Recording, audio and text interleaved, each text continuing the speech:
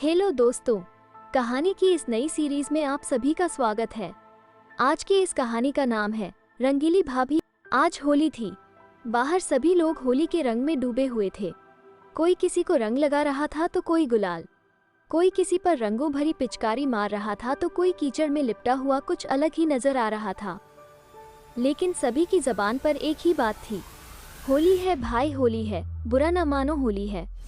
लेकिन बाहर के इतने शानदार रंगों से अनजान दीपेंद्र अपने कमरे में बैठा मोबाइल में गेम खेल रहा था। तभी उसकी आंखों पर किसी ने पीछे से अपना हाथ रखा। दीपेंद्र, कौन? माला। अरे पहचानिए पहचानिए। दीपेंद्र, माला, माला भाभी, माला। अरे वाह देवर जी, आप तो तुरंत पहचान गए। माला ने अपना हाथ दीपेंद्र की आंखों से हटाया और जैसे ही उसने अपना माथा हटाया तो उसने देखा कि उसके सामने ना सिर्फ माला भाभी ही नहीं बल्कि दिव्या और रंजना भाभी भी हैं। दिव्या और रंजना भाभी के हाथों में ढेर सारा रंग था। दीपेंद्र कुछ समझ पाता उसके पहले ही उन लोगों ने उसके चेहरे पर रंग लगाना शुरू कर दिया। तीनों भाभियां, होली है होली, आज तो हम आपको ऐसे रंगेंगे कि रंग छुड़ाने में आपको कम से कम 10 दिन लगेंगे। हाँ, ये कहकर उन लोगों ने फिर से दीपेंद्र को रंग लगाना शुरू कर दिया। इस बीच माला भाभी ने बाल्टी में रंगों को घोला और दीपेंद्र की ओर देखते हुए कहा, माला, देवर जी तैयार है ना रंगों भरी बाल्टी में डुबकी लगाने के लिए? ये कहकर माला बाल्टी के रंगों को एक पिचकारी में भरकर दीपेंद्र पर डालने लगी। दीपेंद्र, अरे अरे, हो गया भाभी, अब कितना रंग लगाएंगी? माला, अरे ऐसे कैसे हो गया भाभी, और देवर की होली भी भला इतनी जल्दी खत्म होती है क्या? ये कहकर उन तीनों ने दीपेंद्र को पकड़ा और उसे बाहर ले जाने लगी। दीपेंद्र, अरे कहाँ ले जा रही हैं मुझे आप लोग? दिव्या, आप भी ना सवाल बहुत पूछते हैं, चलिए ना जहाँ ले जा रहे हैं। उसके बाद तीनों भाभी दीपेंद्र को एक रंग के भरे टब के पास ले गई। दीपेंद्र ने जब रंगों से लबालब भरे उस टब को देखा तो बोल पड़ा, दीपेंद्र, ओ तेरी, अभी और भी रंग बाकी है। दीपेंद्र की बात अभी खत्म भी नहीं हुई थी कि दिव्या भाभी ने उसे जोर का धक्का मारा और वो उस टब में जा गिरा। उसके बाद सारी भाभियां जोर जोर से खिलखिलाकर हंसने लगी और उससे कहने लगी, रंजना, क्यों देवर जी, आ रहा है भाभियों के साथ होली खेलने का मजा?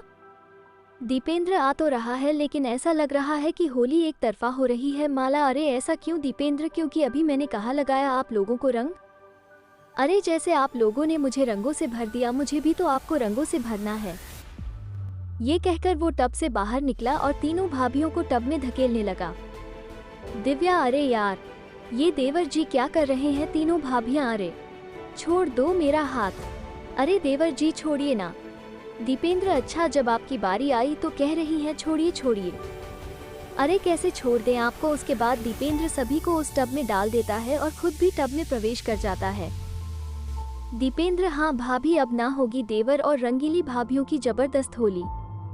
टब में चारों के चारों होली की खुमारी में डूबे हुए थे। दीपेंद्र कभी माला भाभी को रंग लगाता तो कभी रंजना भाभी को, कभी तीनों भाभियां उसके चेहरे को फिर से रंग देती। दीपेंद्र, क्यों रंगीली भाभियों, ये वाली होली कैसी है? तीनों भाभियां, मस्त है। होली का मतलब ही यही है कि सब सही गलत को भुलाकर गले मिला जाए और मस्ती के रंगों में डूबा जाए। ये कहकर तीनों भाभियों ने दीपेंद्र को गले से लगा लिया। दीपेंद्र ने कभी सपने में भी नहीं सोचा था कि इस मोहल्ले में आने के बाद उसकी पहली होली इतनी शानदार और यादगार होगी। 6 महीने पहले ही तो वो इस मोहल्ले में रहने आया था। एक दिन जब वो अपनी बालकनी में खड़ा था तभी उसकी नज़र सबसे पहली बार माला भाभी पर गई थी। माला भाभी उस समय अपनी बालकनी में खड़ी अपने बालों को सुखा रही थी। माला भाभी की खूबसूरती देखकर वो बार बार उसे निहार रहा था। दीपेंद्र, वाओ, कितनी सुंदर है ये, क्या तीखे नैन नक्श है इसके लंबे घने काले बाल कितने प्यारे लग रहे हैं। तभी माला भाभी की नज़र दीपेंद्र पर गई। दीपेंद्र और माला दोनों की नजरें मिली। दीपेंद्र बिल्कुल झेप गया। तभी माला भाभी ने उसकी ओर मुस्कुराते हुए देखा और अपनी एक आंख दबा दी। माला भाभी की इस हरकत पर दीपेंद्र के दिल की धड़कन बढ़ गई और वो मन ही मन सोचने लगा, मस्त है, अरे वाह, इतनी जल्दी ग्रीन सिग्नल मिल गया मुझे, क्या किस्मत है मेरी। उसके बाद तो उन दोनों का नैन मटक का हर दिन शुरू हो गया। कभी दीपेंद्र अपनी बालकनी में खड़ा उसका इंतजार करता तो कभी माला अपनी बालकनी में उसका इंतजार करती हुई मिलती। उन दोनों ने इशारों इशारों में बातें करके एक दूसरे का फोन नंबर भी ले लिया था। अब वे घंटों बातें भी करने लगे थे। माला, अरे यार, फोन रख भी दीजिए देवर जी, कितनी बातें करेंगे। दीपेंद्र, क्या करूं भाभी, आपसे बातें करके जी नहीं भरता। माला, वो तो ठीक है लेकिन कुछ बातें कल के लिए भी रहने दीजिए मेरे प्यारे देवर जी, क्योंकि मेरे पति का फोन आने वाला है। ये कहकर माला भाभी ने फोन रख दिया।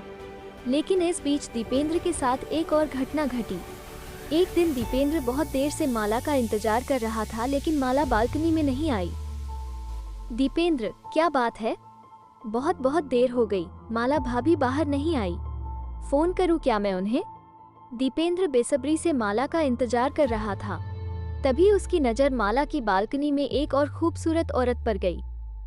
पहले तो दीपेंद्र को लगा कि वो माला ही है, लेकिन फिर जब उसने गौर से देखा तो उसे पता चला। दीपेंद्र, अरे ये कौन है? पहले तो कभी माला भाभी के यहाँ नहीं देखा। माला, रंजना और दिव्या एक ही बिल्डिंग में रहते थे। तीनों में बहुत ही ज्यादा बनती थी। इसका सबसे बड़ा कारण था कि वो तीनों की तीनों बहुत ही खुले विचारों की थी। माला ने जब अपने दोस्तों से दीपेंद्र का जिक्र किया तो तीनों उसके बारे में चर्चा करने लगे। दिव्या, सच में यार, बहुत ही हैंडसम है वो।